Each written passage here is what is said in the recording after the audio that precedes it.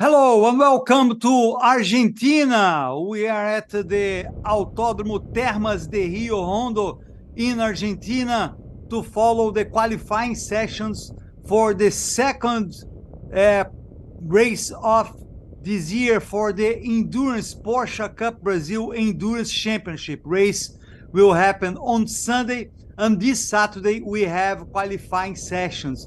This will be the second race of the season for the Endurance Championship.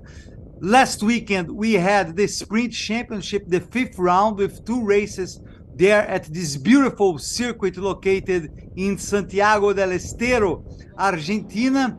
And now we'll have the second round of the Endurance Championship, where there is a tight battle with only 3 points separating the first from the third in the ranking. So it's a very tight championship, and we are going to be following this qualifying session with Mr. Jolago and Carlos Costa. Hello, Carlos, welcome. Hello, Sergio. Very big pleasure to be here with you to broadcast one more round of the Brazilian Porsche Cup Series in 2023. As you said, now the second round out of three in this endurance championship that we have. Of course, first round Interlagos. Now we have Termas de Río Hondo, as you said, Santiago del Estero province in the central region of Argentina. Then we have the final round also at Interlagos. Good expectation, as you said, also given to the fact that we have a very close fight for the title, at least in the Carrera Cup championship. As you said, only 3 points splitting the drivers between the first spot in the championship standings and the third one. We have Werner Neugbauer and Ricardo Zonta, this duo of drivers leading with 71 points. Then Marçal Miller and Enzo Elias, former rivals, now pairing in a very strong lineup in this endurance championship in 2023, 69 points for them. And then Alan Hellmeister, 68 points. So very nice fight. Yes, and we see there the car from... No, that's the car for... Pardon me, it's Franco Giafone, because Franco Giafone's car is the same livery as Werner Neugbauer. Franco Giafone is number 3. He competes for the Carrera Sport, and Werner Neugbauer competes for the main Carrera Cup. So Werner Neugbauer is the number 8. He's going to race with Ricardo Zonta, and Franco Giafone has as a partner Carlos, no more, no less than Rubens Barrichello. So that's a very strong duo also, remembering all the cars in this endurance championship in the first and the second round. They have 2 drivers each. Usually, but not always, a main driver from the Porsche Brasil Sprint Championship, and then a guest. Some cars are competing on their own. They are not like, for example, car 111. It's with Fefo Barrichello and Dudu Barrichello, both sons of Rubens Barrichello, and they don't dispute, none of them disputes the Sprint Championship, but they fight for this endurance championship. So that's how it works. And there you have number 70 of Lucas Salles. Carlos. Yeah, as you said, we have pairs of drivers in each car. Worthy of a mention, indeed, Fefo and Dudu Barrichello, both kids of Rubens. Interesting to see also Rubens racing this championship alongside Franco Giafone. Unfortunately for them, they had a poor round in the first race that we had at Interlagos due to an incident. But anyway, just one of the heavy names that we have in this Porsche Endurance Series in 2023. Apart from them, another former F1 driver, that is Ricardo Zonta, currently leading with Werner Neugbauer, as we said, but also Nelson Piquet Jr., another Formula 1 driver and first ever Formula E champion, by the way, apart from the first Brazilian to win in NASCAR National Series, and Luiz Razia, former GP2 driver that got very close to racing Formula 1, by the way, and a lot of other drivers from the Stock Car Pro Series, one of the most accomplished championships in Brazil. Throughout the broadcast, we will be talking about a lot of very accomplished names, Sergio. Yes, we have on the track cars from the sport class and for the rookie class. we haven't seen yet any cars. I think they go in another session, right, Carlos? The Carrera Cup cars, or are they going in this session, just didn't come into the track I believe separate sessions. Then we'll Yes. have the final quali session to define top 10. Yeah, because in the sprint championship, we had separate qualifying sessions for rookie and then for sports class and for the main Carrera Cup class. But now at least we're seeing number 12 there. It's the car from Marco Pisani and Renan Guerra. It appears in the 8th position so far in this qualifying session. We'll have also the qualifying session for the Sprint Challenge Championship. In the Carrera Cup, we have a lot more cars than in the Sprint Challenge, but we have a few cars in the Sprint Challenge as well, and they are going all to race together. Tomorrow, on Sunday, it will be one field only, unlike the races for the Sprint Championship, where we have separately the cars from Carrera Cup and Sprint Challenge.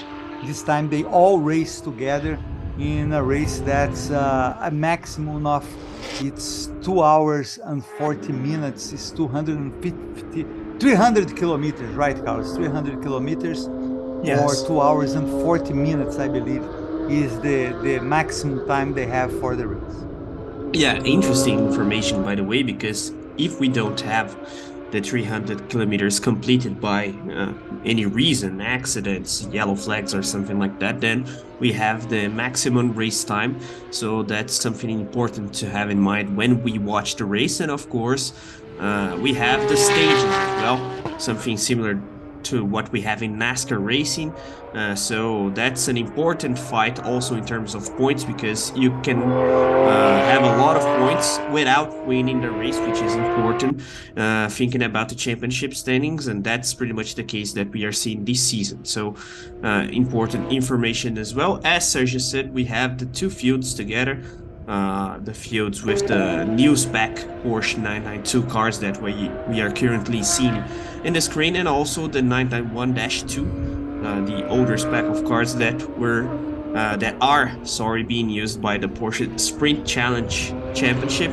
In this particular Porsche Endurance Championship, they are just called Porsche Challenge cars, in order not to confuse the audience. But anyway, a very interesting grid, and we can expect good racing tomorrow, apart from an interesting qualifying session. And just to mention the reference time that we had today, Sergio, the second practice that we had prior to this qualifying was led by Peter Ferter and Diego Nunes.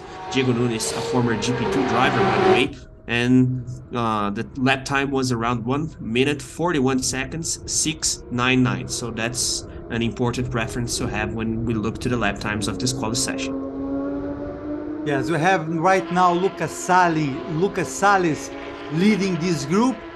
We'll have the two drivers qualifying. The best time, the best average time between the two drivers gets the pole position, and Lucas Salles. But first we have on the track the main Carrera Porsche Brasil drivers. When I say the main Porsche Brasil drivers, the ones who compete for the Sprint Championship, or otherwise, if the duo doesn't have one competing in the Sprint Championship, one of these drivers. Then we have a second session, usually with the guest drivers. For example, Lucas Salles races with Rafael Suzuki, who is a very fast driver that competes in the Stock Car Brasil, Pro Stock Car Brasil. So that's a very strong duo, and we've seen, Carlos, this driver there, Lucas Salles, having very strong races, very strong performances in the Sprint Championship.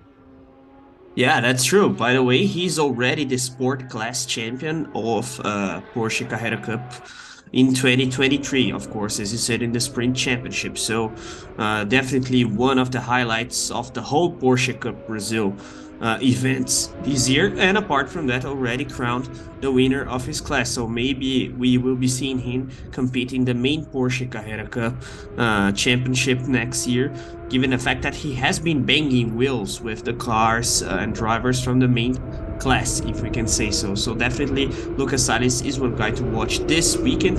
As Sergio explained earlier in the beginning of this broadcast, we had actually last weekend, the sprint round in this very circuit, and Lucas Salles had a very good performance. So given the fact that last weekend he was very fast, we can expect good things from him and from his teammate as well, that is Rafael Suzuki, also a Stock Car Pro Series driver and driver coach for Lucas Salles. So that's also an interesting pattern that we see in this Porsche Endurance Series, Sergio. A lot of the regular drivers of the Sprint Championship, if we can say so, driving alongside their driver coaches. That's the case for car number 17. Yes, we have there the car for Lucas Salles. Second place is Nelson Monteiro. He partners with Nicolas Costa, pardon me. It's a very interesting duo, Carlos, of Nelson Monteiro and Nicolas Costa. They might do well during the race. And then in third place, we have another Nelson Marcondes and Luis Razia. And then we have Peter Ferter and Diego Nunes. So that's all very strong duos there in the first four positions.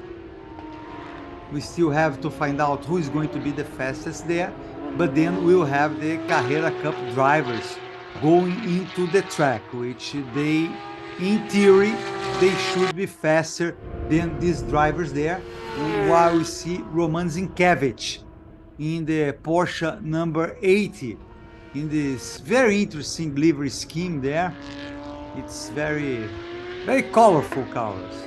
Yeah, very colorful, very creative. As you can see, Roman Zinkiewicz driving alongside Nelson Piquet Jr. In this Porsche Endurance Championship in 2023. So interesting duo to watch. You said that Nelson Monteiro and Nicolas Costa is a strong duo there, Sergio. Definitely, given the fact that Nicolas Costa is very close actually to clinching the Porsche Carrera Cup, the Sprint Championship title this year. A former endurance driver, by the way, making his first full-time season in the Porsche Sprint Championship this year, and banging wheels with good performances against very accomplished drivers such as Miguel Paludo, 7-time champion of Porsche Brazil. Also, Marcel Miller, that is the current runner-up, actually last year's runner-up in Porsche Sprint Championship. So definitely we have to praise Nicolas Costa and Nelson Monteiro, already experienced driver in Porsche Brazil. So definitely car number 87 is one important duo to watch. And the leader so far in the class, the sport class, that is the intermediate division, if we can say so, is the duo that we see on the screen right now. Currently Peter Ferter driving the car, the regular driver of this car, and Diego Nunes. They had a very interesting round last time out, and they both had 39 points against 35 from Ayman Darvic and Ricardo Mauricio, Sergio. Yes, and I see here, Carlos, in the live timing already 4 drivers of the main Carrera Cup. So let's just confirm that they might just have been waiting to go to the track, while we see the number 56 of Peter Ferter going to the pits. There you have a Carrera Cup, main Carrera Cup driver. One of them, it's Marcel Miller. It's always a favorite. He was runner-up in the championship last year. This year in the Sprint Challenge, he was runner-up for a while behind Nicolas Costa, but now I believe it's Miguel Paludo who is in the second place. Exactly. Miguel Paludo is 7 points ahead of Marcel Miller, but they are both very far from Nicolas Costa. The difference between Miguel Paludo and Nicolas Costa is 24 points. So pretty much I would say Nicolas Costa has the Sprint Championship on his hands. Carlos, you said, yeah, he's the probable champion, and he should be, you know, in a very nice season for him. It's his first season competing in the Sprint Championship. He already competed in the endurance last year, but he's doing a great job, and he's been dominant throughout the season, and he'll certainly deserve the title. Yeah, definitely a very good season for Nicolas Costa this year.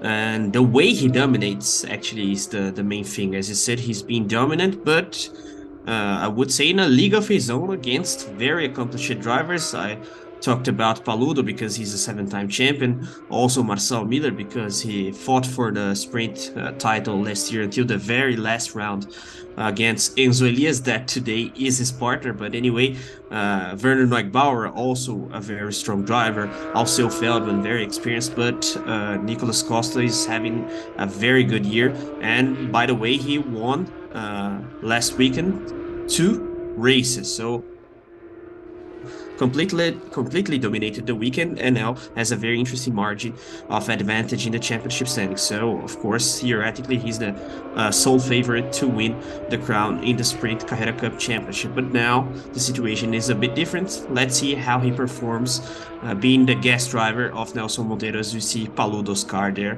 Paludo driving with Alan Hellmeister, this number 7 red car. Yeah, and another strong duo, it's the one of Marcel Miller and Enzo Elias, who were last year's champion, Enzo Elias, and Marcel Miller, the runner-up. So they are very strong, and they are second in the championship, just 2 points behind Werner Neugebauer and Ricardo Zonta. So we should expect a strong fight there happening between cars number 8 and 544. And Miguel Paludo as well, with Alan Hellmeister also fighting for the championship. So it's very important, Carlos, because it's just a 3-race championship. You have this is the second endurance race for the 2023 championship, and then we have last one in late November in Interlagos, and that will be 500 kilometers. So it will be an additional challenge for the drivers. And at that opportunity, some of them, I mean, the ones who choose to, they will be able to have a third driver in their cars. Many don't choose that. They do the 500 kilometers, just 2 drivers, but they will be able to have 3 drivers if they choose to do so. Yeah, and it makes sense when they don't choose to have a third driver, because after 200-300 kilometers race, they already have their chemistry, if we can say so. And of course, strategy is a factor. You trust your partner, and then you can focus on good strategy for both of the drivers that are already acquainted to each other, as we see now car number 1 from Alceu Feldman and Guilherme Salas, this dark green livery of Tag Heuer in the track. But interesting to mention Enzo Elias and Marcel Miller. Actually, last year, Enzo Elias was also competing in the Endurance Championship, but alongside Adroaldo Weisheimer. And I remember that he was in one of the intermediate classes, I believe rookie class, by the way, because Adroaldo Weisheimer ranking as a driver wasn't that good. And that's a good opportunity to talk about how they put this duo of drivers in the main class, the sport class, and the rookie class. We are talking about calculation that is made by the series, and then they consider the ranking, the experience, the level of the 2 drivers to make to put both of them in one particular class. So that's why we have these classes, as now we have a car that spun. Is it 888? I think so. It's Lineu Pires, who races with Beto Grassi. Oh, yeah. Another one. We might have a problem there, Carlos. Yeah. Right in the same spot.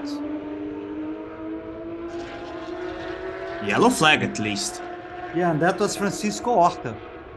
Francisco Horta driving alongside William Freire, and Lineu Pires driving with Beto Grassi.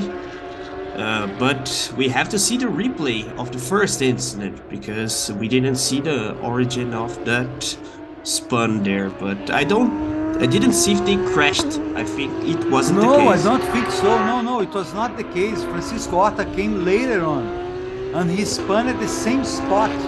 So it makes me wonder if there is some oil there, some fluid, I don't know, something that made these cars to spin, or just might have been that Francisco Horta saw there Lineu Pires and avoided did some contact. avoided a contact or something. He got a little bit worried about Lionel Pires, and he lost the control as well. Yeah, important thing is that apparently we don't have the interruption of the session, but let's see if everything is okay with car number 888 of Lionel Pires and Beto Gressi. Freire and Horta, their car is going to the pits, I believe, so apparently everything okay is now. We have Miguel Paludo, it seems, exiting the car. Yes, he so far has the second best time. He's behind Alceu Feldman, and Marçal Miller is third, with Lucas Salles in fourth. The other Carrera Cup car there, it's the number 29 of Rodrigo Melo. Rodrigo Melo appears in the 7th position.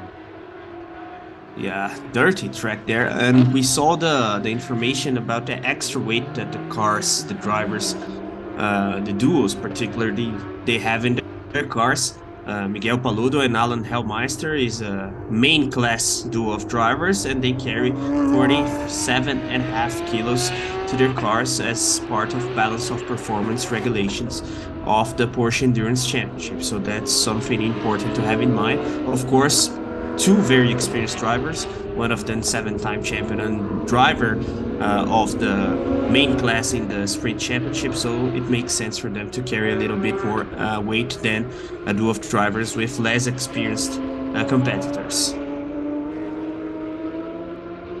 There you see Piero Cifali in the Porsche number 74. He's still trying to improve his time. He's in 7th overall, which is a good spot for Piero Cifali, no doubt about it. He's from the Carrera rookie class, so it's actually a very good result for him so far. He's ahead of many of the sports class drivers.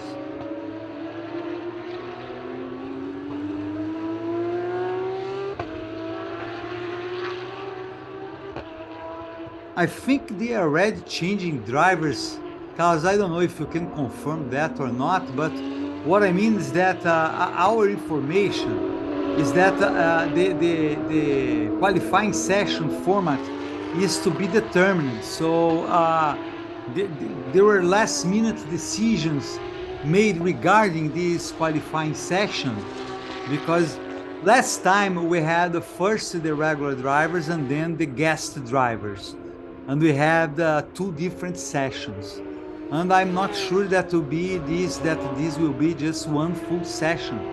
And why for example, we have Werner Neugebauer and Fefo Barrichello, Carlos, they didn't do a good time yet, so they're still there to do the good time with 21 minutes and 50 seconds. And there you see Miguel Paludo, totally out of the car, so he must be happy with his time. Currently he's second. Of course, any other driver can get ahead of him.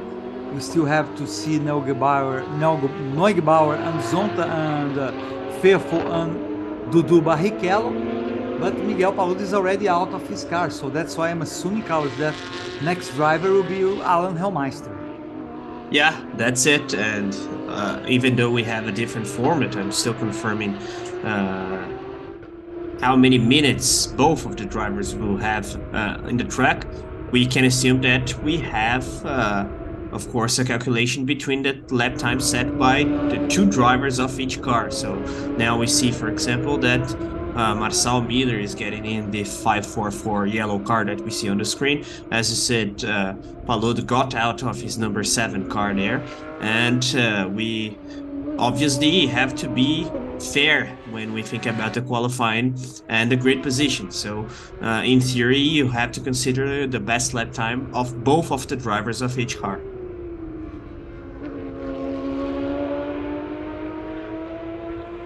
You're watching the qualifying session for the second endurance race. Oh, Piero Cifali was penalized with the best lap for exceeding limits in turn 14. This car we see there is from Marcelo Han. Marcelo Han, for example, and Ala Condair, Carlos, are another duo that is No, that's actually Leo Sanchez. Leo Sanchez, who races with Attila Abreu. But the number 16 that I was talking about, Marcelo Ram and Alan Kodair, they do not compete none of them compete in the Sprint Championship. But they both, as a duo, are competing for the title in the Endurance Championship. Porsche Cup, Carlos, who announced this morning that's planning to expand its boundaries next year. This is the third race, third weekend happening in its history in Termas de Río Hondo. They expect to come back to Rio Hondo to this circuit next year, but they also want to have one race in Portugal and maybe have races in venues different than the ones they had this year in the Sprint Challenge, in the Sprint Championship, where they had Interlagos, Goiânia, and Mogi Guaçu, and they are trying to find another racetrack in Brazil as well to expand their boundaries as a championship, which it shows, Carlos, how the category is growing in Brazil with races. Usually the races are full of people in Brazil. In Argentina, I'm curious to see what will be the public tomorrow. But anyway, it's a very interesting moment for the category. Yeah, definitely. As we see there, the combined lap times of Monteiro and Costa and other both drivers. So, as I said, it's fair to have something considering the best lap times of both of the drivers of each car. But as you said, it's interesting to see this expansion of Porsche Brazil, and it makes a lot of sense because this current format of 9 events and three actually racetracks that we have in Brazil that receive Porsche Cup, Interlagos, Goiânia, Velocità, apart from Termas de Río Hondo in Argentina, it's already, I would say, something that is too small for such a competitive series. Look at this grid, Sergio. We are talking about a very accomplished grid with a lot of former F1 drivers, drivers that are known internationally, and we all know that Porsche Cup Brazil has the capability to organize a bigger championship. Apart from that, visiting Portugal, Argentina once more, we have had races in Portugal already, apart from these events in Termas de Rio Hondo, so it does make a lot of sense. And of course, as you said, they are planning to do that. We still need to have some confirmations, but that's the plan. And I have been covering Porsche Cup for the last couple of years. I believe that they will succeed in these plans because it's a very well organized series and the events are very well done. Yes, we have already 5 combined times there. We see Nelson Monteiro and Nicolas Costa ahead of everybody. In second, we saw the duo that has Pedro Piquet, who is the son of Nelson Piquet Jr., right, Carlos? He's the brother of Nelsinho Piquet. So we have 2 brothers competing there besides Dudu and Fefo Barrichello. We have the two sons of Nelson Piquet competing there. Yeah, that's it. The younger one, Pedro Piquet, a former Formula 2 driver in the recent years, and Nelson Piquet Jr., of course, as I said, the first ever Formula E champion, has raced in Formula 1 with Renault in 2008 and 2009, apart from racing in the US, and currently is competing in the Stock Car Pro Series, another competitive championship in Brazil. But interesting to have this relatives in the grid, even though Piquet Jr. and Pedro Piquet are not racing together. But anyway, we also have the Barrichello brothers, and it's always nice to see these young drivers getting more and more track time in this Porsche cars, because we're talking about the most produced race cars in the world. And for example, Eduardo Barrichello is now a Stock Car Pro Series driver alongside his father Rubens in the same team, by the way. So little by little, they focus on Brazilian series after an interesting international career. Eduardo Barrichello, for example, is a former FRECA driver, and Fefo is still racing abroad in the Spanish Formula 4 Championship and also racing in the Brazilian Formula 4. So that's a nice option for these young drivers and for the PKs as well, given the fact that now they are focusing on Brazilian categories. This is the car from the Porsche from Eduardo Menossi and Pedro Piquet. They are in third in the combined times. I think they're still working on these combined times. We see Marcel Miller and Enzo Elias getting ahead because that means that the second driver is already on track. And of course, for example, we see there in seventh, Renan Guerra, he might improve his time and improve the combined time. Right now we have still Nelson Monteiro and Nicolas Costa ahead of everybody with Lineu Pires and Beto Grassi, but still we are waiting for many second drivers, let's put like this way, the guest drivers to get in the car. And so these combined times, this classification you see below on your screen, they might change, you know, they probably will change a long time as the guest drivers do their best times. And I believe this session, Carlos, will have 1 hour. That's what I have here. It's a 1 hour session, and it's different from what we had in the first round of the championship. And now, and look at that, how beautiful. These are the cars of, to the left, to the right, Fefo and Dudu Barrichello, then Vernon Neugebauer and Ricardo Zonta, then the number 3 is for Franco Giaffoni and Rubens Barrichello, the 3 Porsches competing with the same livery, pretty much the same livery. There's a very few changes there in the back of the car, but it's pretty much the same livery. And that's a very interesting situation, Carlos.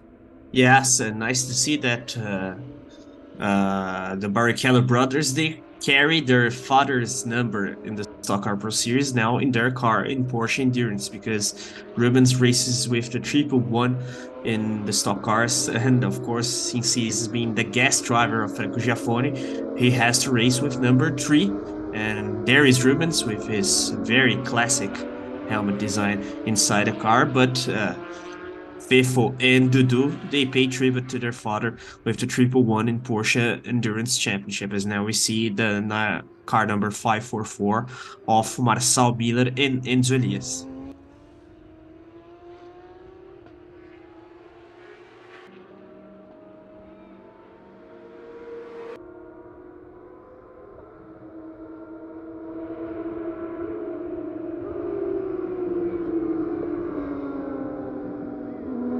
There you see the car from Enzo Elias. Enzo Elias is, I believe it's Enzo Elias driving now, but I'm not sure if they still are following this order of first the regulars from the championship, from the speed championship, and then the other ones. But anyway, let's suppose it's Enzo Elias there getting the car for the first time and trying to improve their combined time. Someone went wide there. Let's see who it is.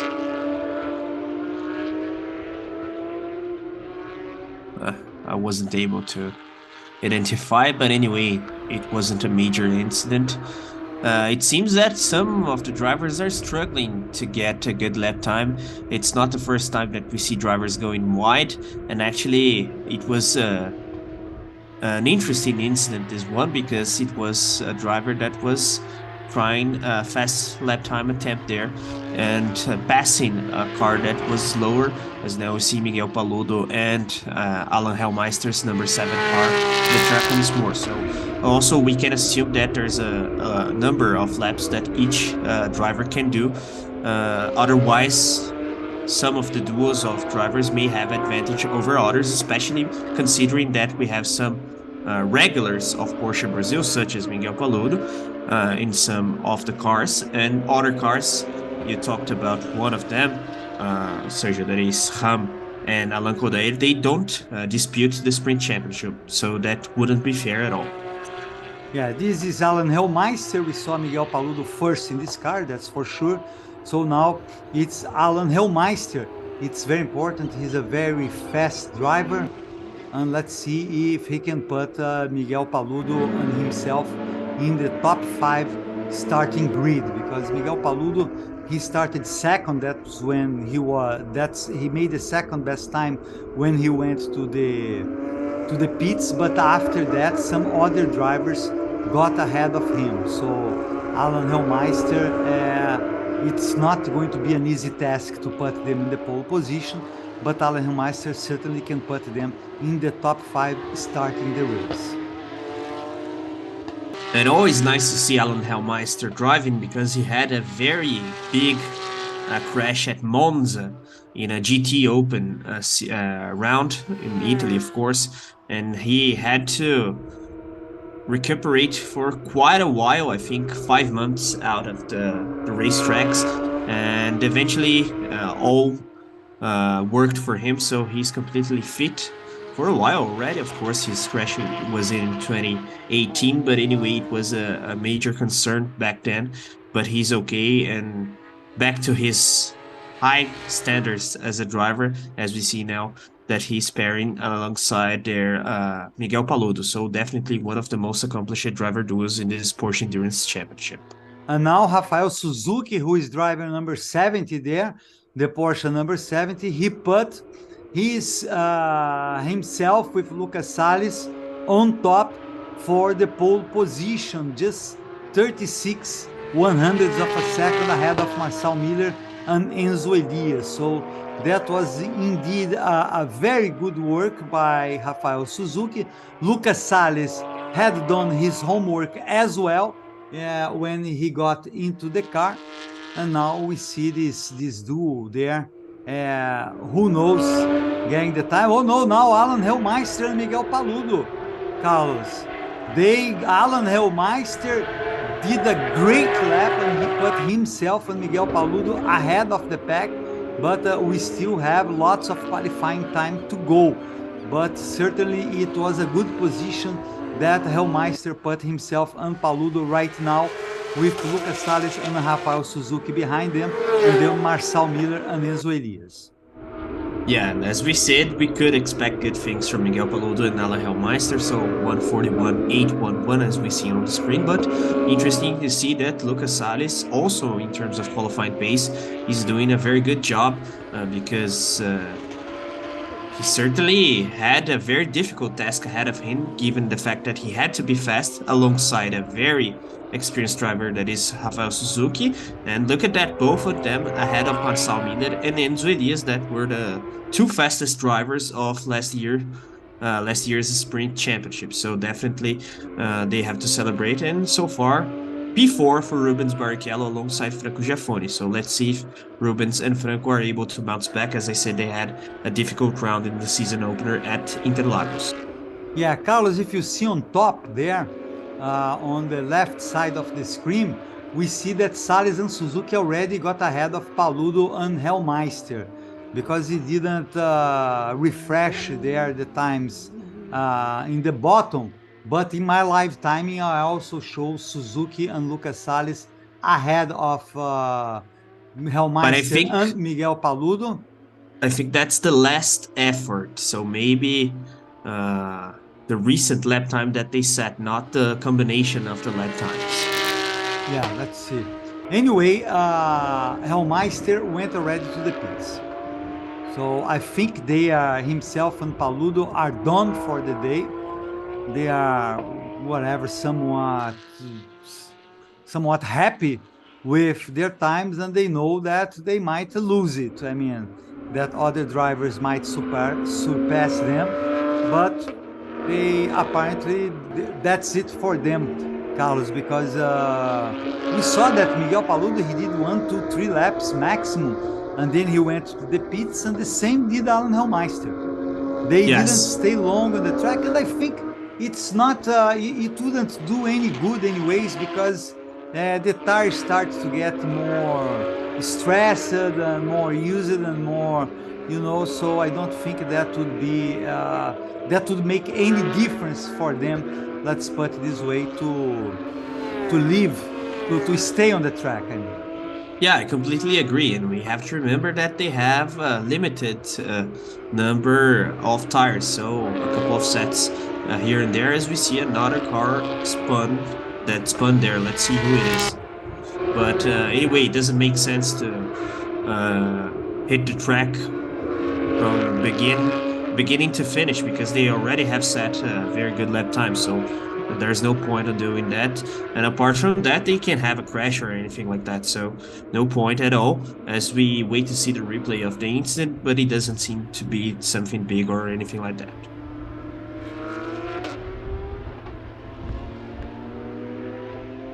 We see there the driver Galidio Osman in the number 25.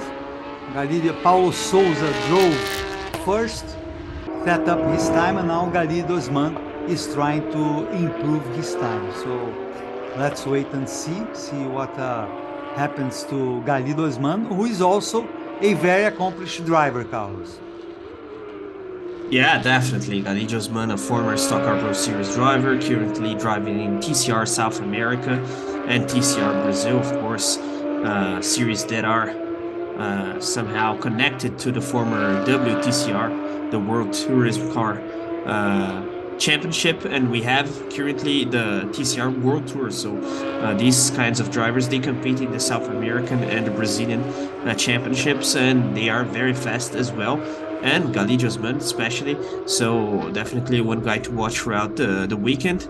And it's nice to see that we have a lot of types of drivers, young ones such as the Barrichello brothers, former car drivers such as Pedro Piquet. Currently, Pedro Piquet is only focusing on go-karts. We have also versatile drivers such as Nelson Piquet Jr.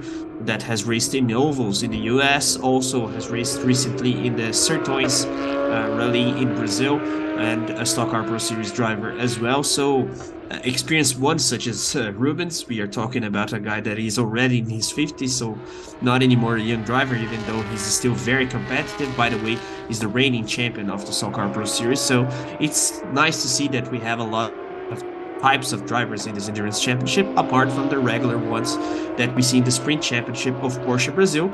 And the sprint championship already has a very interesting grid with younger drivers, older drivers, gentlemen drivers as well. And it's nice to see in the sprint championship especially how they evolve themselves as drivers and they learn skills and so on. And that's definitely the case in 2023, as now we see once more Lucas Salles' car, and it seems that someone went wide there. Yeah, and it seems that the car Porsche number 70 of Lucas Salles and Rafael Suzuki is going back to the track. So they are not happy. They certainly, if they do that, they certainly believe they can improve their times. As we see now, Enzo Elias in the number 544 in the Porsche 944. He's competing again. We point out with Marcel Miller. They were both first and second in last year Porsche Cup Brasil Sprint Championship, and they're competing together. Certainly they are one of the favorites for the title this year. But we know, Carlos, that endurance races, they bring lots of surprises. So let's wait and see and what surprises the race will bring us tomorrow, because many things can happen. I remember last year in the first turn, I believe Miguel Paludo had an accident and was out of the race, and he started among the first and that, but the end of his hopes for the championship in the endurance series, in the endurance championship. This year he comes as third, so he comes stronger, and it's important for him and for Alan Hillmeister to finish ahead of Vernon Negbauer and Ricardo Zanten, Marcel Miller and Enzo Elias. But there is no way of predicting what will happen, because like I said, the race will probably have many surprises. Yeah, but so far in the average time, at least they are outperforming Marçal and Enzo, and especially Werner and Ricardo. Actually, Negbauer and Zonta, they didn't have such a good qualifying session so far. Only 1:42, 1:59 in the average time. As now Marçal Miller and Enzo Elias have passed Lucas Salles and Rafael Suzuki. Yeah. Enzo Elias, we know he's a very fast driver, and he's doing reasonably well in his first year in the Stock Car Pro Series. No, Carlos, he's getting some reasonable results there in just his first year among the big guys in Brazil. Yeah, it's a very difficult series. The format is quite tricky because they have two back-to-back races on Sunday, so he has to adapt right away. But he's a fast learner, so interesting 2023 for him. And actually, in the beginning of last year's season, he was a guest driver in the doubles race and won the race. So he already has showed his credentials in the stock cars even before making his full-time debut in the series. But anyway, always nice to see Enzo Elias in Porsche racing, Porsche races, sorry, because he's a creation of this category, if you can say so. A very young driver, as we said, reigning champion currently of Porsche Sprint Championship. Of course, Nicolas Costa is quite close to winning his crown in the next round in the Interlagos Formula One Grand Prix, so it's a support event to the Formula One race, which is nice to see as well. But anyway, Enzo Elias now pairing Marçal Miller, and what a strong lineup, because first and second of last year's Sprint Championship, so definitely guys to watch. Apart from them, Miguel Paludo and Alan Hellmeister that we have been talking about, but let's see if Werner Neubauer and Ricardo Zonta will be able to catch up. And there you see this Porsche there, number one. He's third in the combined times with Alceu Feldman and Gui Salles. So great effort by Porsche number one, putting Lucas Salles and Rafael Suzuki in fourth place in the combined time. So a great effort by car number one. Right now driving is Guilherme Salas or Gui Salas, and he's putting a very good drive. Now he goes to the pits. Yeah, that's an interesting driver duo. We saw good things from them last year as well. Feldman, a very experienced driver, Salas, a younger one, but very fast. So interesting mix of driving characteristics there, as we see that the clock is ticking. So now final moments for the driver duos to get lap times, and Miguel Paludo or Alan Hellmeister. I think it's Miguel Paludo because of the red helmet in the track right now. Yes, some cars are putting a second effort there to improve their times. It can be very important, as we are getting close to the 1 hour time limit for this qualifying session. So, and then after that, we will have another hour for the sprint challenge drivers. So it will be the two sessions for the race tomorrow. But they start the race all together, right, Carlos? So if the sprint challenge pole position gets ahead of some Carrera Cup drivers, he will start ahead of these drivers in the race tomorrow. So we don't start it as two different fields.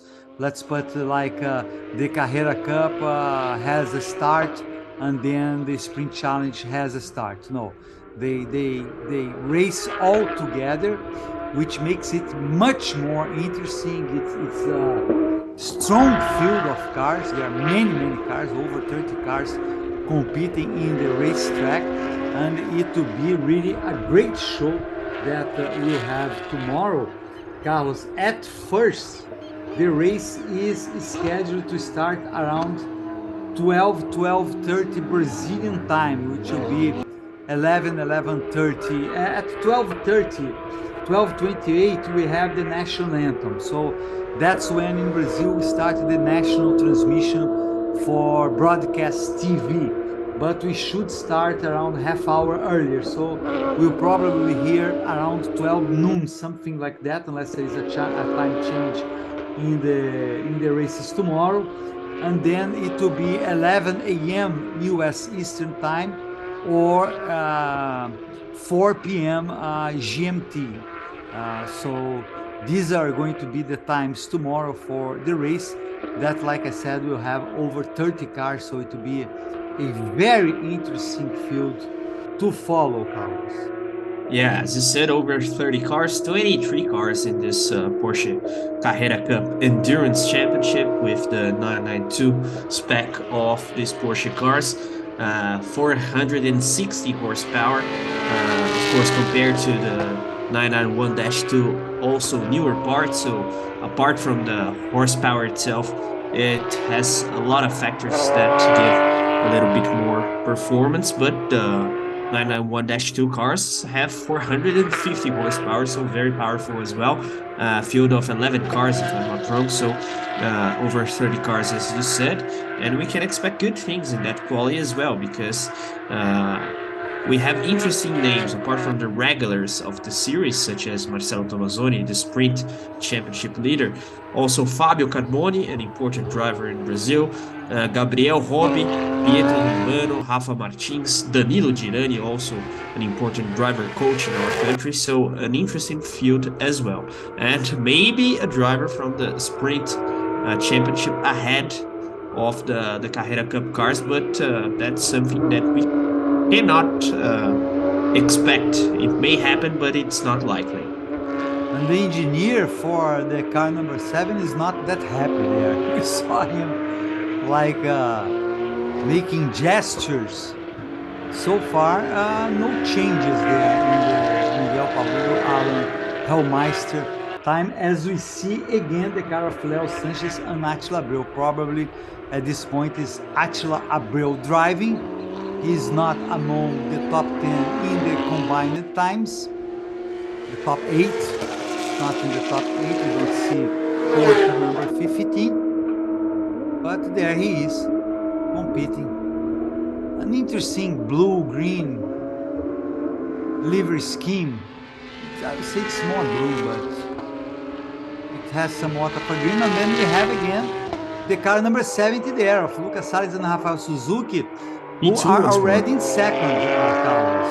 Yeah, they lost their position to Marcel Miller and Elias, and to Feldman and Gui Salas, but now Lucas Salles and Rafael Suzuki are in second place in the combined time.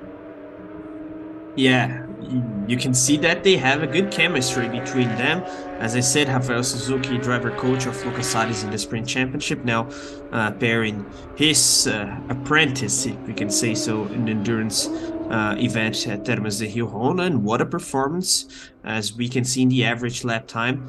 And so far ahead of title contenders in the main Carrera class, Enzo Elias, Marcel Miller, and so on. And I think that's it, Sergio. Yeah.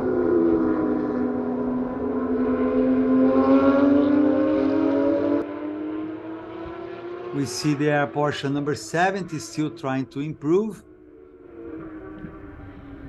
And very tense moments in car number 7 pit box. There he is. He's back to the... And apparently they will get pole position. Yeah, I think they were waiting for maybe Miller's or Elias's car to get the checkered flag, or even also Feldman or Gui Salas, but now they have the confirmation. Pole position for the number 7 car, Alan Hellmeister, that we talked about, also Miguel Paludo, 7-time champion of the series, the guy with most race wins in Porsche Brazil, so a very, very strong duo of drivers for this Porsche Endurance Championship in 23, and there they are, starting ahead of the pack, pole position for them. And of course, it's an endurance race, a very long one, 300 kilometers, but starting ahead of the pack, it's not just good, but it shows to your rivals that you have a very good level of performance. So that has a psychological factor as well.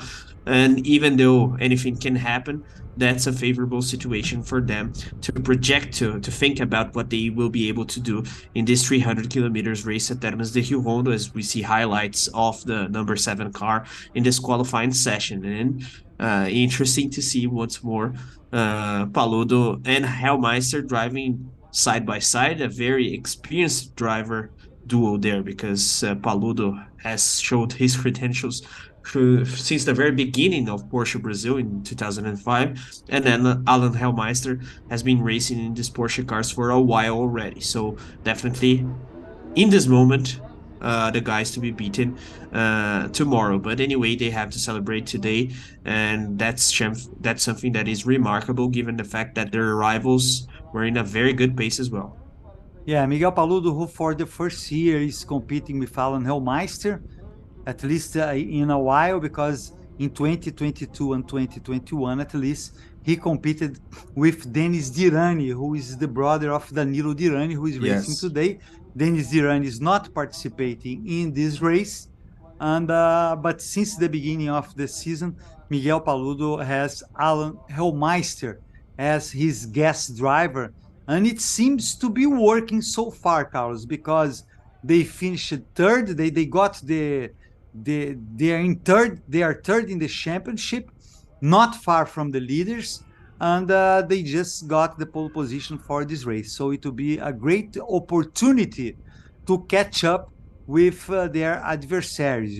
So it will be interesting, and one more reason for us to pay attention to the race tomorrow on Sunday again, starting at 12 noon, 12:30 Brazilian time. That will be 11:30 US Eastern time, or 3:30 in the GMT time, Greenwich Mean Time. So these will be the times for the race tomorrow. You'll be able to follow us here in the Porsche Cup YouTube channel, in the Motorsports TV. So great opportunities to follow us in these races, which shows and for me, Carlos, watching this championship so far, it shows that Brazilian Porsche Cup, it's in a very high level.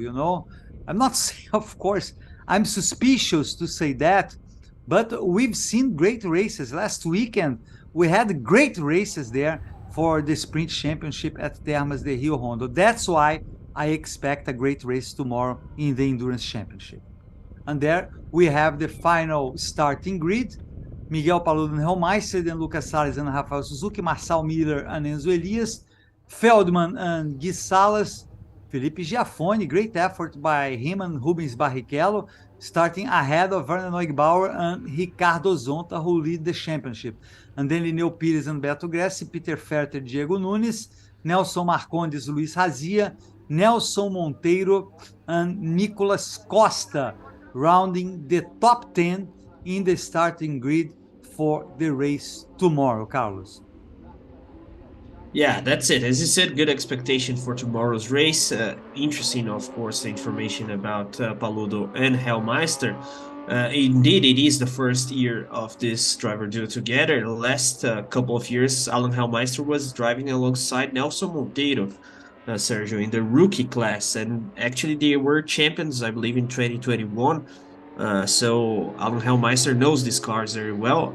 Of course, Miguel Paludo even more. And Paludo has recently praised Alan because of his experience and speed as well, apart from the fact that he's very calm. And they know themselves for a while already, even though they hadn't raced together before. So that's definitely a nice driver duo for this endurance championship, and good grid position for them, of course, the best possible. So let's see if they will be able to capitalize on that pole position, given the fact that they know these cars very well and have a lot of ground as drivers in their bag. We can expect interesting results, but we have to remember that we have stages. Of course, endurance races are very long, so anything can happen, as now we watch the qualifying session for Porsche Sprint with the older spec of 991-2 cars. Interesting field as well. We have talked about some of the names, as now we see the car number 5 of Marcelo Tomazzoni, the sprint championship leader in Porsche Sprint. So, of course, we can expect good things from this car, and the rest of the field is very competitive as well. Yes, we have a few cars now, quite a few cars. But anyway, it will be a very interesting fight in the Challenge Championship. Yeah, we see Marcelo Tomassoni. We see here in the Challenge Championship. The leader so far is Marcelo Tomassoni, exactly him. Marcelo Tomassoni is the leader with the Porsche number 5. He races with Gerson Campos. In second place, we have Célio Brasil and Danilo Dirani, and then Sadak Leite and Fabio Carboni. 9 points separate third places, Sadak Leite and Fabio Carboni, to the leaders Marcelo Tomassoni and Gerson Campos. So that will be an interesting dispute as well. And I believe, Carlos, that Marcelo Tomassoni and Gerson Campos are the only ones which are in the main challenge. All the other cars are either challenge sport or challenge rookie. So That's right. so that's an interesting situation. And we've seen that, we saw, Carlos, this happened last year as well, that this race in Argentina it has less challenge drivers, maybe because of the distance or something like that. But we see a great number of Carrera Cup drivers. 23 is really good, but we see less challenge drivers. But anyway, it's very interesting because they add to the race, they compete as well for positions, and they always can fight with some of the drivers of Carrera Cup. Some, of course, for example, Marcelo Tomassoni, that we saw in the car number 5, he can certainly fight against many of the Carrera Cup drivers for position. Maybe probably not the top ones, but there between 10th and 20th, he has very good chances, or even chances to get in a eventual top 10. While you see the car from Ramon Alcaraz, number 57, and this is Giuliano Bertuccelli with the number 44. Yeah, but as you said, Marcelo Tomassoni, a very accomplished driver, a former stock driver as well. And just a correction, I said 11 cars, 10 cars in this sprint field.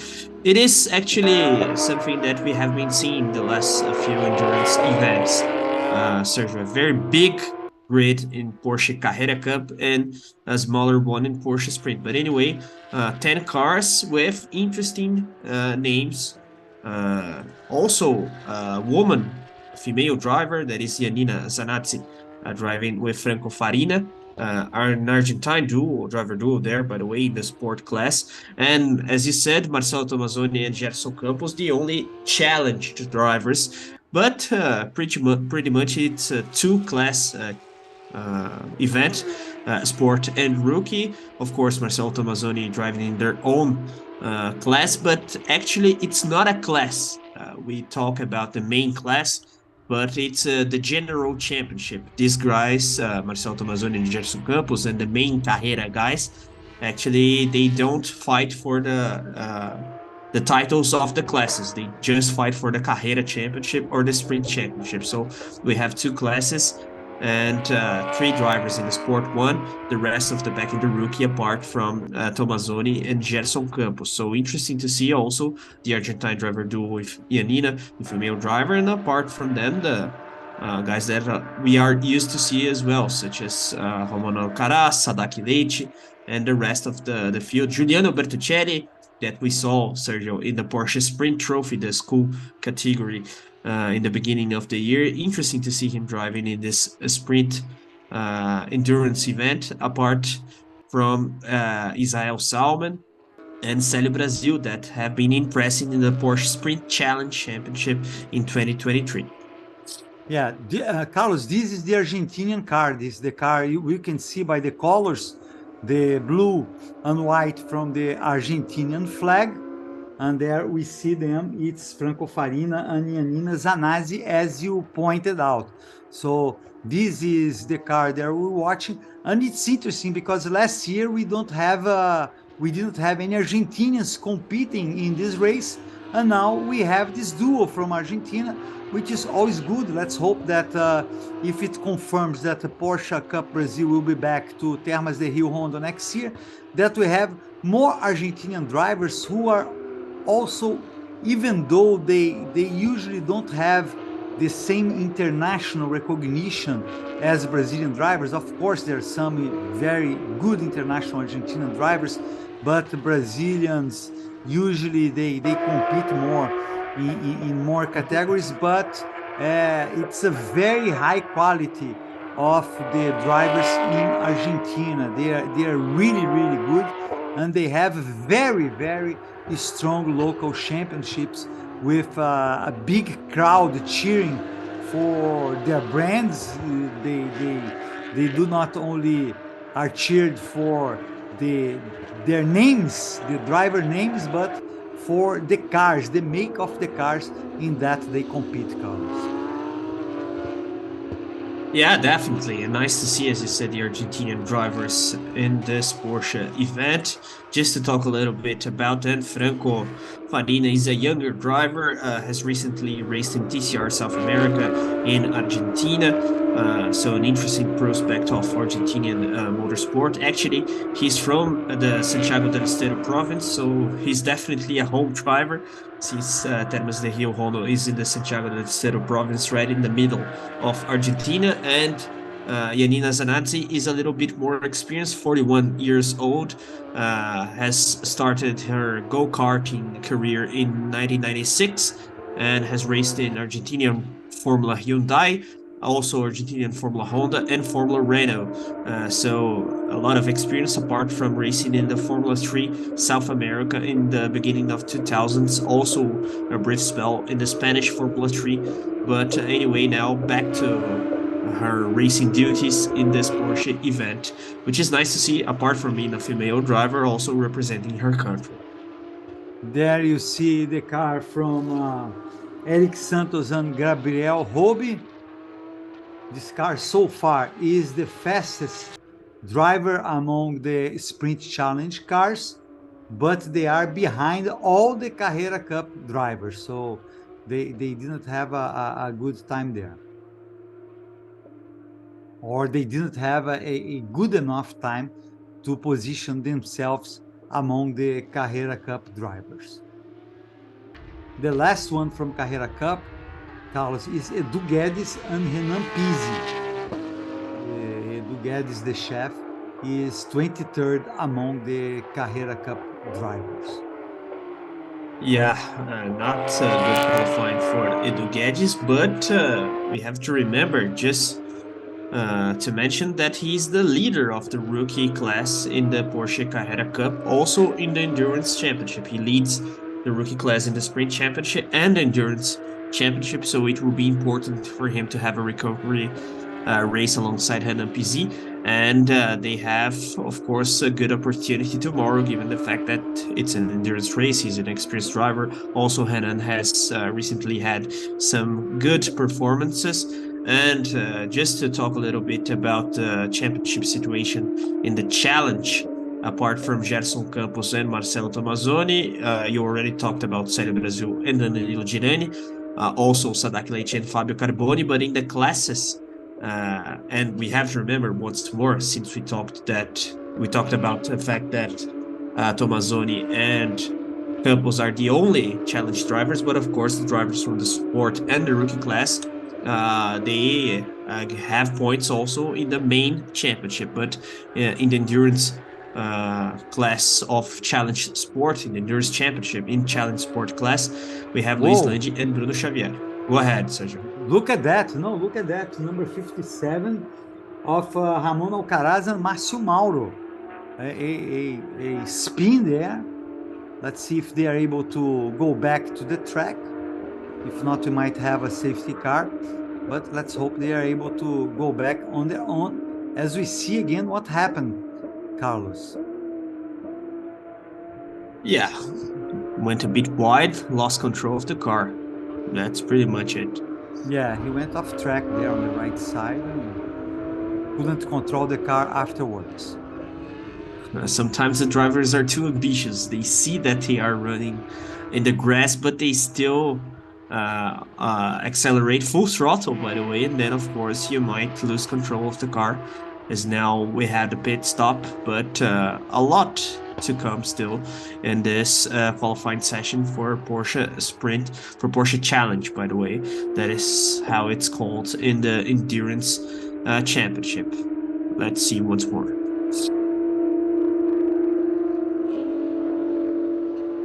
Yeah, we see the spin. Driving 57 is Ramon Alcaraz. Right now, the best time in the sprint challenge is from Gabriel Robi, then Danilo Diani, Pietro Rimbani, and then Marcelo Tomassoni. These are the top four, with the Argentinian Franco Farina in fifth. So it's been a good effort by the Argentinian driver. You see there 45 is with Paulo Totaro in the number 45. Paulo Totaro, who is the one before the last. So it's not a good effort so far by Paulo Totaro. We have there the highlights of his car.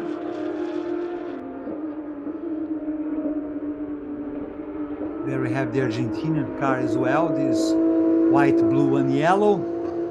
And this is Totaro.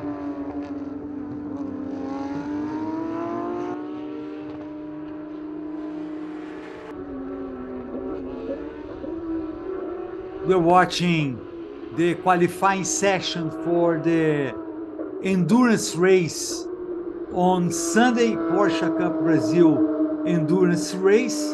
And so far, Miguel Paludo and Alan Hellmeister are the pole positions for the race tomorrow. And they for sure will be the pole position, because none of these cars will be able to take that from them.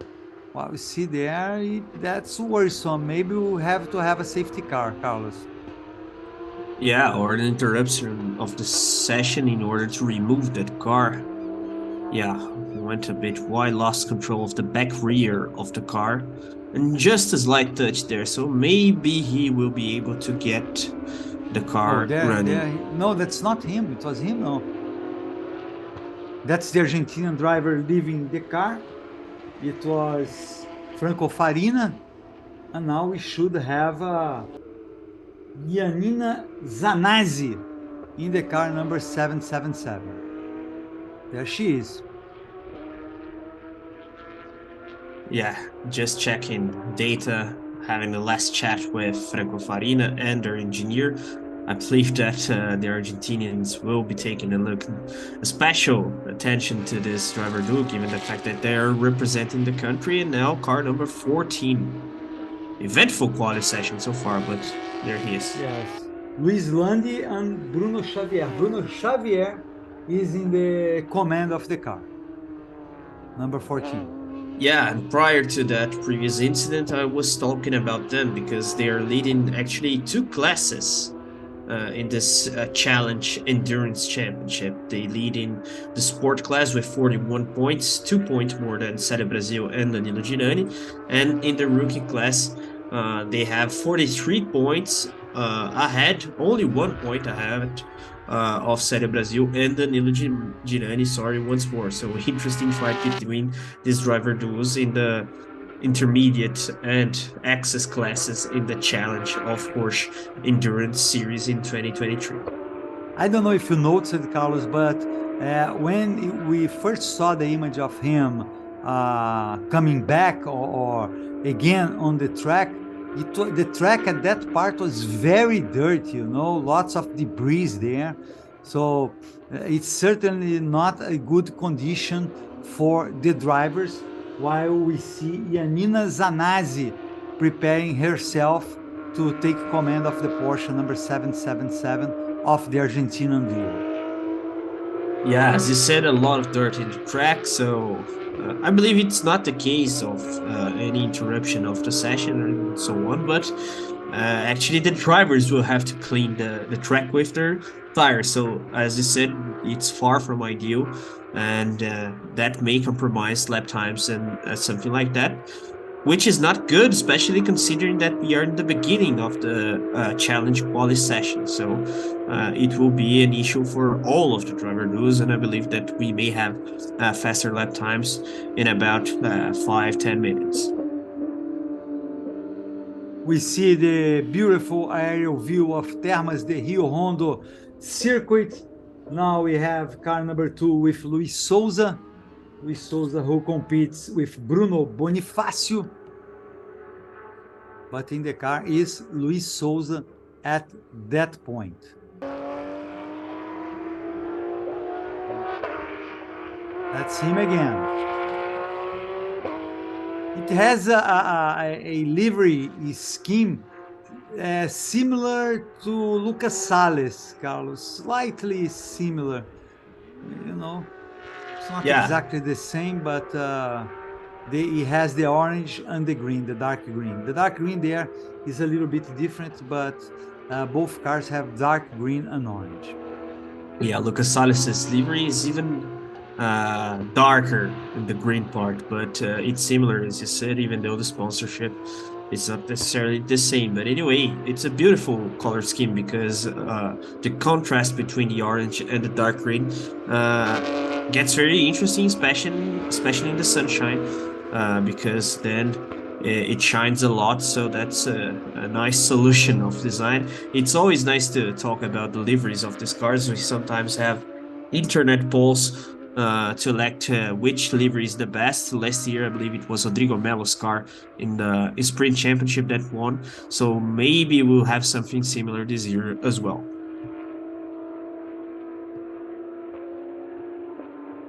There you see again Janina Zanazzi preparing herself to go to the track. And this number 57 is being driven right now by Ramon Alcaraz. Ramon Alcaraz is driving 57. He races with Márcio Mauro.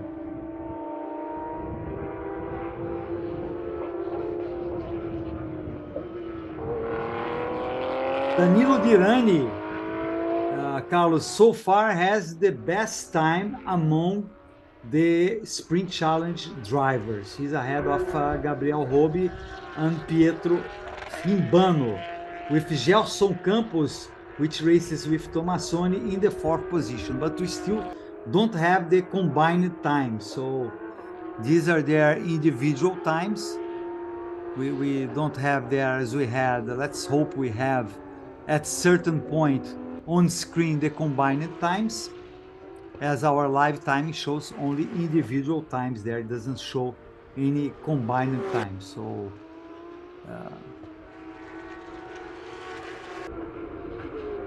yeah, but we'll see the average times, I believe, in some minutes, because some of the driver duos, they had only one driver in the majority of the session so far. So maybe it's something that will come in a couple of minutes. Now we see the Brazilian, the Argentinian flags apart from the Termas flag as well. And now Marcelo Tomassoni and Gerson Campos' car in the highlight.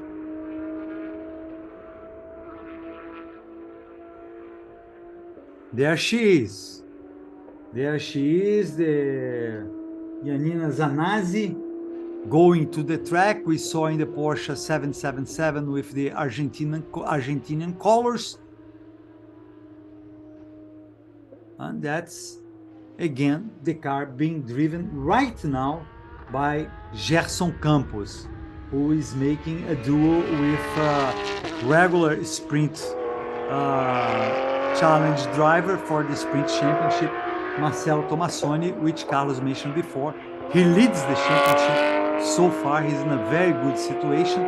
He is ahead of Antonella Bassani, who is second, but Marcelo Tomassoni has a good advantage over Antonella Bassani. The dispute is harder than the one going in the Carrera Cup, so Antonella Bassani is closer to Tomassoni than Miguel Paludo is closer to Nicolas Costa, but still the difference is 13 points. So it's a lot of points, Carlos. And Antonella Bassani will have to count with some luck in the last sprint weekend of the season in Interlagos, because Marcelo Tomassoni has been very regular in his races. You know, he's been accumulating only top 5s, top 3s and wins. So he's doing really well in the championship. Yeah, as you said, Marcelo is very consistent, even when he doesn't win or when he doesn't get a top 3 result or something like that. He's able to bag important points in the championship fight. Also, to make something like a damage contention, and that's what he did last time out. So Antonella had a very good result in last weekend in the Porsche Sprint Challenge Championship, but Tommazzoni bagged important points that made his advantage still be considerable. So it will be difficult for Antonella to clinch this Sprint Challenge title, but anyway, we have to praise what she's doing independently of the result, because she's a very young driver, 17 years old, if I'm not wrong, a former FIA Girls on Track finalist 2 times, by the way, also a Porsche Young Racing Academy member in Brazil, apart from being the only female driver in the Porsche Sprint Championship in 2023. So that's something nice, and she is showing her credentials already in the first season. But Marcelo is very wise, a consistent driver, as we have been saying, and his advantage is quite good. So it will be difficult to take the title out of his hands. We see there Luis Landi, who is 1, 2, 3, 4, 5. He's 6 among the drivers. His best time. He's trying to improve there in the Porsche number 14. He is behind the Argentinians so far. Fabio Carboni is in the number 66. We saw before, not now, the Porsche number 66. First it had Sadaki Leite, now it has Fabio Carboni.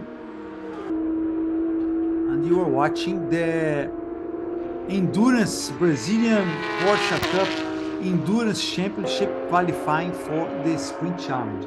Pole position for the race tomorrow, it's Carrera Cup drivers Miguel Paludo and then his guest Alan Hellmeister. They will start on top of the charts with Lucas Salles and Rafael Suzuki in second. Again, another great effort by the duo of the car number 70.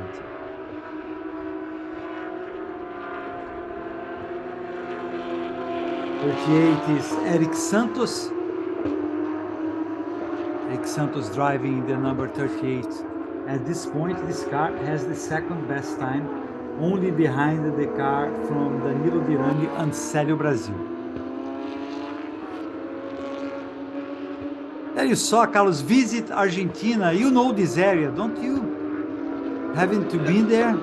I have been, but in a fast time there, because I was traveling through the country. Actually, I used to live in Mendoza, in the westernmost part of Argentina, quite close to Santiago de Chile. And then we traveled by bus alongside other students. I had an exchange there, but it was a fast one in the Santiago del Estero province. So actually, I don't know the track, even though it's a very important track in the region. We have to remember once more, that's something that we talked about a lot in the last weekend, Sergio, that this track is the venue of the Argentinian Grand Prix of MotoGP. So a very good structure. And also this region of Argentina in the central part, Santiago del Estero province, is a very important touristic destination, especially for Brazilians. They have thermal waters and so on. So it's very nice. And actually I was able to be there for a very short period of time, actually passing by to go to other regions of the country. But Argentina has a lot of nice tourism destinations. And is that the puncture? No, she was just preparing the turn there. But anyway, you have the northern region with nice deserts, and Mendoza with a lot of wine yards and so on. The southern region with the Argentinian Patagonia as well, Bariloche and these countries, apart from Buenos Aires, the region of the capital there, that is very nice. And of course for them, it's a very important moment in terms of tourism, because they are living in an economic crisis. So tourism also helps in that matter. And of course, if you can have motorsport and tourism together, that's a very good combination. Yeah, and for Brazilians right now, Argentina is very cheap. We had times then Brazil was very cheap to Argentinians. Now we are in a moment that Argentina is very cheap for Brazilians.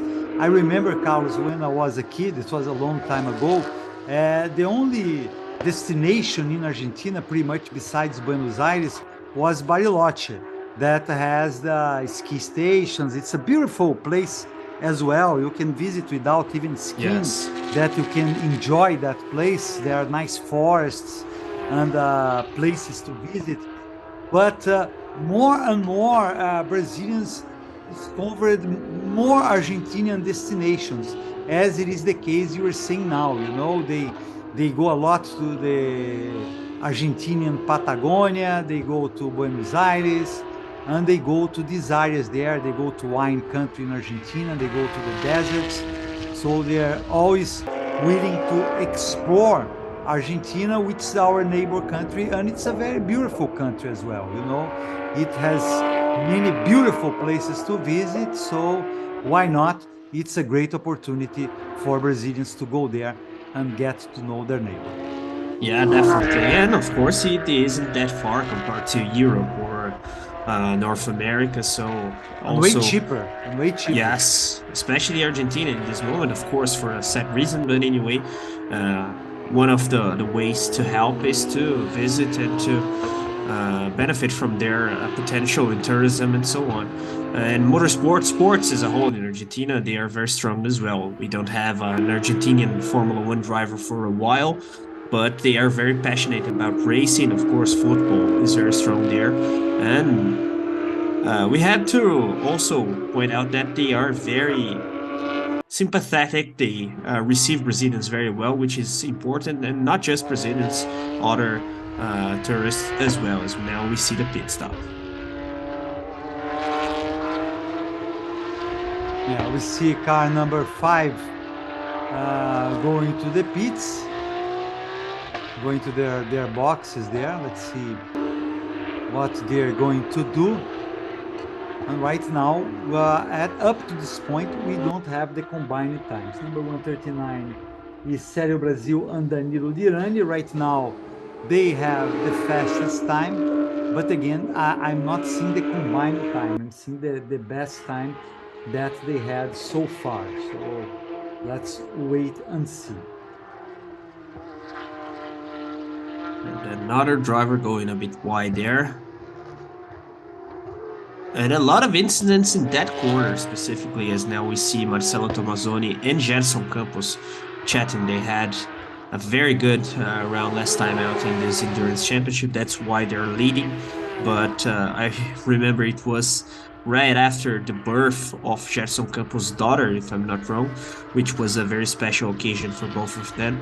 And both Marcelo and Gerson had a very good performance. So definitely they have good conditions to have one more good result in Termas de Río Hondo. And now this Brazilian liveried car that we see is driven by Célio Brasil. That is, of course, one of the highlights of the Porsche Sprint Challenge Championship as well.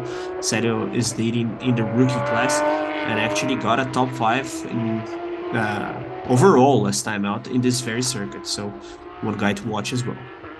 Yeah, and he's racing with Danilo Dirani. So it's a strong duo for the Sprint Challenge race.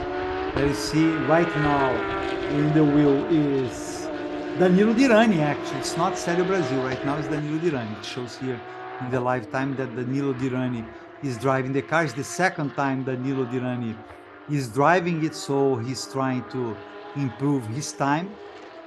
As we see, we are getting close to sunset in Argentina, Carlos. Still a little bit to go, but we see the sun already going down there.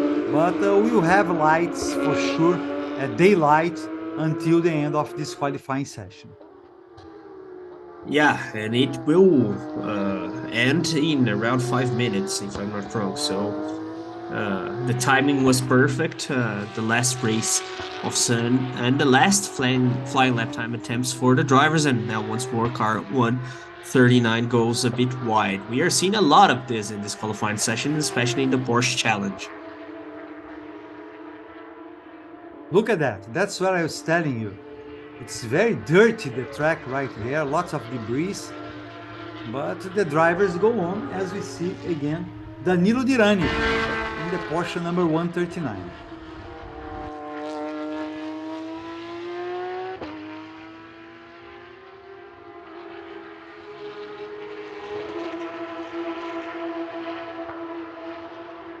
We see the details there. At least that debris went off track. And there you have Danilo Dirani coming from behind, trying to improve his time.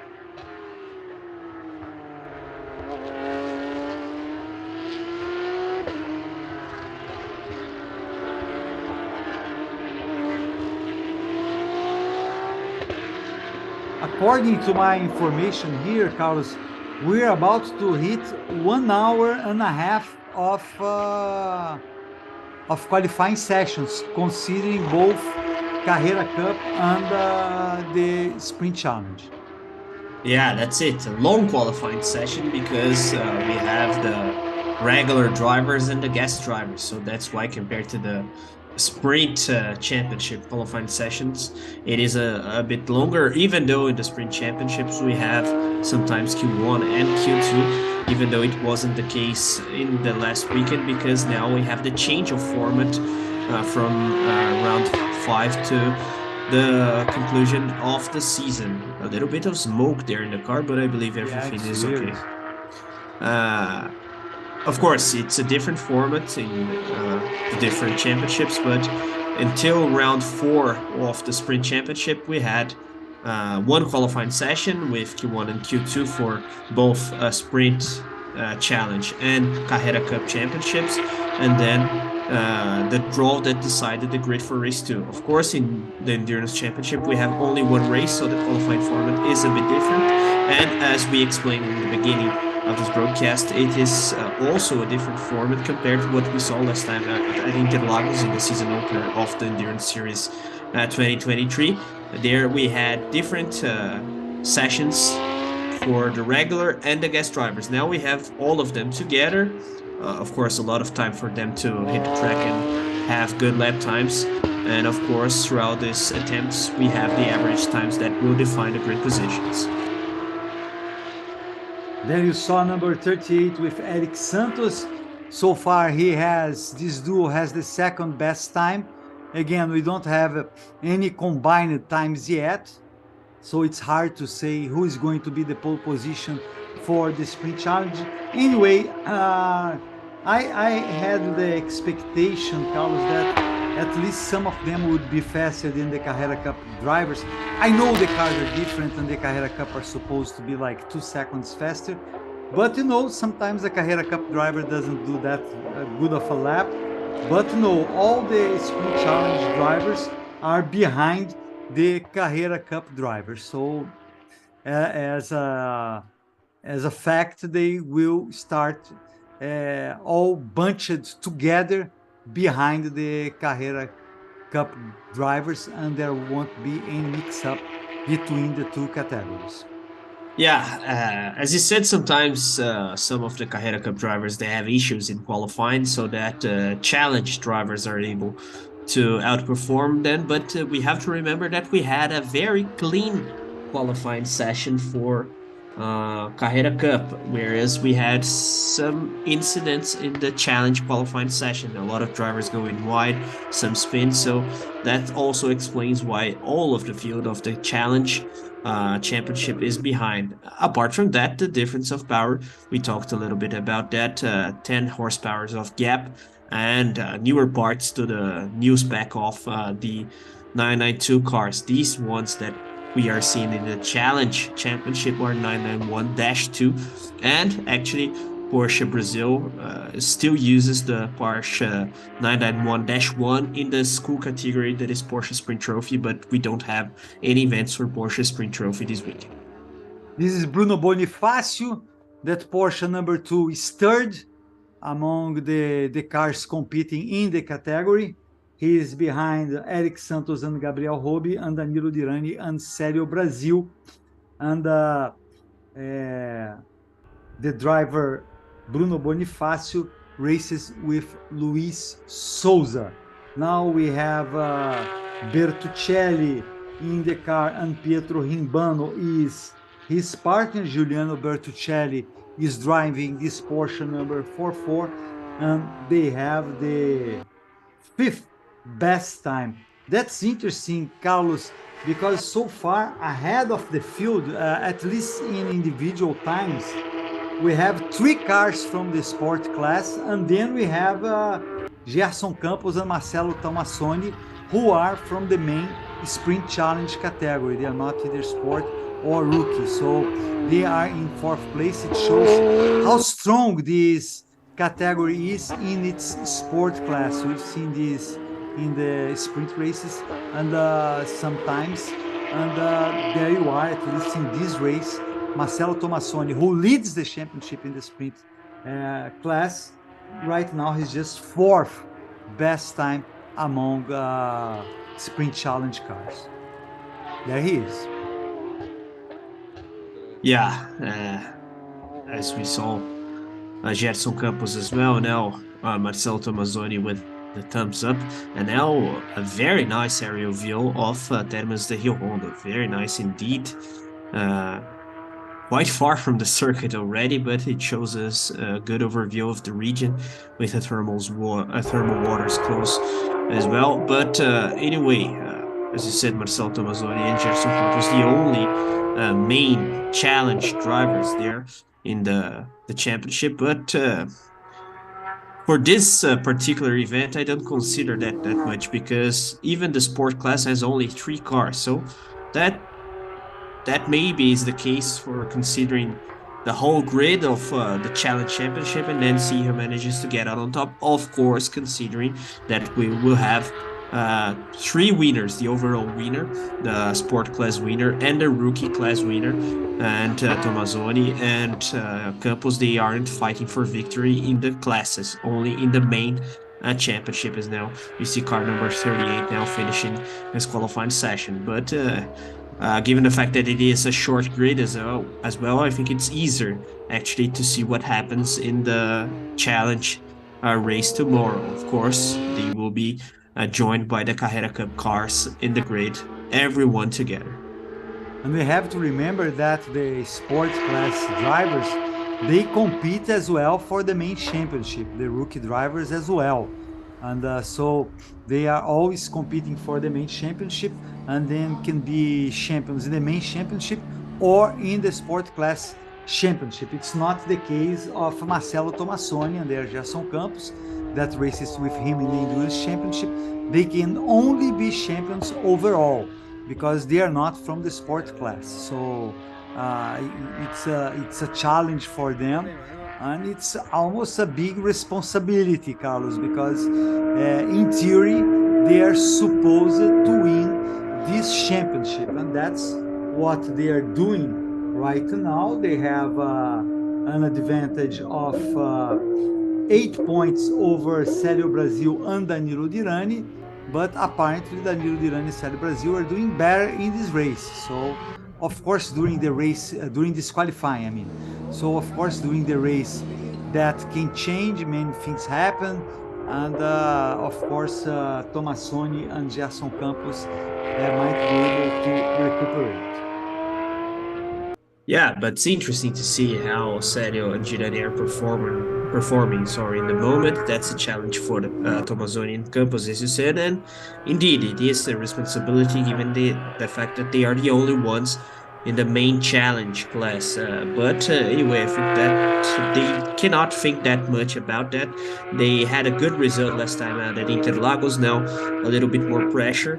But they are the driver, and the car to be beaten. And I believe that they have the pace and experience to have a good recovery race tomorrow, also because it is an endurance race. So grid position isn't as important as it is in the sprint championship, even though something apparently have shocked some couples there. But anyway, a lot of racing to come tomorrow. As we said, 300 kilometers endurance event at Termas de Río Hondo. So even the guys that didn't have such a good qualifying session, they have to be calm and thinking about their tactics, strategy, also the segments, the stages tomorrow, and we can expect good things for this Sunday. Eric Santos there, we saw him parking his car. So there is no drivers at the track at this point, Carlos. And I think we are 2 minutes from the end of the session. I think the first session for Carrera Cup, we had here as 1 hour, but I think they did 50 minutes. So I'm assuming there will be 50 minutes this time, and we are approaching 1 hour and 40 minutes of total qualifying time for both Carrera Cup and Sprint Challenge. So I'm assuming as all the drivers are in the pits, and apparently we already know the pole position there. Yeah, that's pretty much it. Actually, as far as I know, it was a 4 minutes long qualifying session for the Challenge Championship, a little bit faster than what we saw in the sprint, actually, the Carrera Cup championship qualifying for this endurance event. Also, why? Also because the grid is very short compared to the Carrera Cup one, so it makes sense. It makes sense, sorry, to be a little bit faster. And given the fact that we had an interval, a gap there between the two sessions, then we still didn't have the conclusion. But as you said, all of the cars already in the pits, so we can assume that's pretty much it. And of course, the cars and the drivers that had a good qualifying pace, they have to be wary because tomorrow that's a lot of racing to come, as we have been talking about. But anyway, for Girani and Brazil, an interesting average time there, and an interesting grid position ahead of Campos and Tomazoni. 2 cars between them, which is important, but that's not too much in an endurance race of 300 kilometers, Sergio. Exactly. We see there the sun is about to set, the track is getting dark, and I think it's game over, Carlos. The qualifying session is over, at least for all practical purposes. No car is on the track. They all retreated to the garage. And we still have to confirm, Carlos. I don't know if you can confirm, but I think Danilo Dilani and Célio Brasil got the pole Yes. position for the sprint challenge race. So for the sprint challenge championship. So they start ahead of Eric Santos and Gabriel Robi, which were second best time as a duo. Yeah, that's it. As far as a check here in the live timing screen, and of course, due to the celebrations that we saw, that's the result. And of course, the main thing is the gap, the cars between Célio and Girani, and Marcelo Tomazoni and Gerson Campos that are fighting for the title. So they're not that far, but there's a fight there, and Tomazoni and Campos, sorry, they will have to sweat a little bit in order to outperform their title rivals. We can talk like that because, of course, the overall championship is what matters for Célio and Girani as well, especially for Girani, that is a very accomplished driver in Brazil. He will be chasing the overall title with no doubts. This is not live. This image of car number 5 of Gerson Campos and Marcelo Tomassoni. They are already on the pits, on the garage there where they have their place. But we see there against the detail of car number 5. As you said, Carlos, 10 cars competing in the sprint challenge, so it's less than half the field for the Carrera Cup, which has 23 cars, and in the race tomorrow we will have 33 cars starting the race, which as I mentioned before, it should be very, very, very interesting. As we see there the images and the lake we have right by the side of the circuit. It's a beautiful lake. Nice images. As we are far from the ocean, right, Carlos? Yeah, very far. Yeah. Sometimes, depending on the angle, you almost think it's the ocean, but it's not. It's a lake. Well, right now you see the borders on the other side, so it's easy. But some angles there, you don't quite see the borders on the other side, and you might think it's the ocean, but it's not. It's a lake. It's in the middle of the country, this circuit of Termas de Río Hondo. Yeah, that's it. And actually, it's very far from both of the oceans, the Atlantic one and the Pacific one, because as we said earlier today, the Santiago del Estero province is right in the middle of Argentina. So we still have the western region of the country, apart from Chile, splitting this region from the Pacific Ocean, and to the east, of course, a lot of ground to reach the Atlantic Ocean as well. So we have this lake. Apart from the lake, we have thermal waters in this region. That's why the circuit is called Termas de Río Hondo. And as we explained, it is a very important touristic destination in the central region of Argentina. That is a country with a lot of options in that matter, apart from being a very passionate country when we talk about motorsport. And of course, for many, the most important Formula One driver of the whole history comes from Argentina, Juan Manuel Fangio. Don't forget to tune tomorrow to watch with us the second round of the Porsche Brasil Endurance Championship. We'll have again Miguel Paludo and Alan Hillmeister starting in the pole position. This was the fastest car in the sprint challenge to start 24th overall. But we should have, there will be pretty much two different races tomorrow. One race for the Carrera Cup, for the main race, and the other race for the sprint challenge.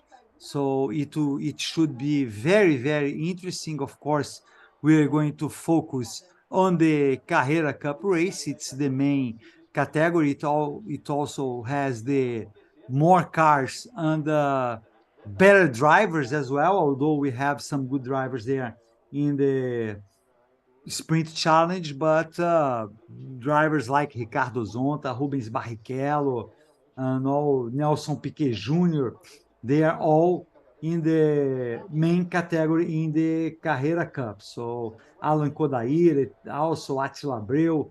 So it's a bunch of drivers that are in the first team of Brazilian drivers. So they are the top.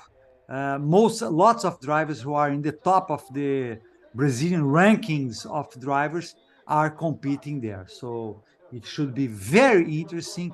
They competing sometimes with drivers that advanced gentlemen drivers, which are not professional drivers who compete in the regular sprint championship. Some in the sprint championship are professional, but some are not. So it will be interesting, like we saw in the first race, Carlos, that sometimes the regular driver from Porsche Cup, he goes slower, then the other driver goes super fast. We saw that with Nelson Piquet Jr. and Edu Menossi in Interlagos, how Nelson Piquet Jr. was able to get lots of positions, and while Edu Menossi would lose the position. So when he was in the car. And pretty much they have to split the driving time as a practical matter. So that's why these races are always very, very interesting, Carlos.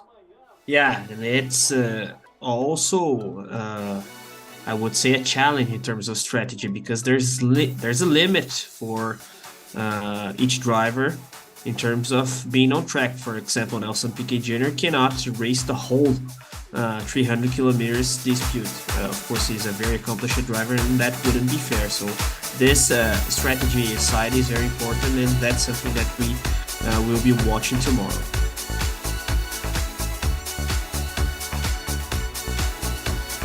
So you watched it here with us, the qualifying for the second endurance race of the Porsche Cup Brasil.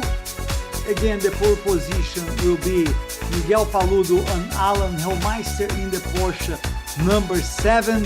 Last year, Miguel Paludo racing with Denis Dirani here at Termas de Río Hondo didn't do well, but let's see what will happen tomorrow. We'll be waiting for you. Thank you very much for watching this qualifying with us. See you.